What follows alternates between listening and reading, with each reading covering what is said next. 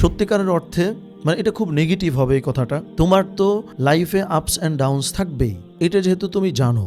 Even আল্লাহ সুবহানাহু ওয়া তাআলা আমাকে নানাবিধ পরীক্ষার মধ্যে ফেলবেন, এটাও আমি জানি। সূরা বাকারার মধ্যে আল্লাহ সুবহানাহু ওয়া তাআলা যেটা বলেছেন যে তোমার মানে হচ্ছে সামারাত মানে হচ্ছে ফল ফলাদি, এটা সংকট ক্রিয়েট করা হবে।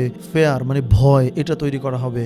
নাফস মানে হচ্ছে আপনজন মারা যাবে, এটা ঘটবে তোমার সঙ্গে। তার মানে অ্যাজ আ মুসলিম সবই তো তুমি জানো যে আমার লাইফে নানাবিধ মন্দা আপস অ্যান্ড ডাউন সব আসবে, এটা আল্লাহ আগের তে আমারে বইলে রাখছেন। সেই কারণে অস্থিরতা কোনোদিনও আমাদের জন্য সলিউশন না। কোনো একটা বিপদে হয় আমি চলে গেলাম অথবা আমার ক্লোজ কেউ চলে গেল, এই যাওয়াটাও তো আল কোরআনে বর্ণিত সূরা বাকারার মধ্যে। তার মানে যেইটা আমারে জানাই দেয়া হইল যে তোমার সঙ্গে এইটা ঘটতে পারে। যেমন যুদ্ধে গেলে মানুষ অস্থির না হয়ে লড়াই কেন করে, মানে তুমি আবার বুঝো যে যুদ্ধে গেলে একটা মানুষ ভয়ে অস্ত্র ফালায় দৌড়ায় কাউরে মাইরে পরে নিজে মরে কেন? কারণ যুদ্ধে যাওয়ার আগে সে জানে যে এইখানে আমি আমার লাইফ বাজি রাখতেছি, আমি মরতেও পারি মারতেও পারি। তার মানে মুমিনের পুরো লাইফ কিন্তু সূরা মুলকের মধ্যে বলা তো এক্সাম সেন্টার, পরীক্ষা। তার মানে তুমি তো জানো যে আমার লাইফ থেকে হারাবে, আসবে, যাবে। যুদ্ধে গেলে অস্ত্র দেখে যেমন আমি ডরাই না, বিচলিত হই না, সেইখানে আমার যে লাইফ এইখানে তো ছোটখাটো পরীক্ষা হবেই। ওই ক্ষেত্রেও মুমিন হিসেবে বিচলিত হওয়া যাবে না, বিকজ এটা আমি আগে থেকে জানি। যুদ্ধে যাওয়ার আগে যেমন জানি, এটা একটা গেল যে অস্থির হওয়া যাবে না।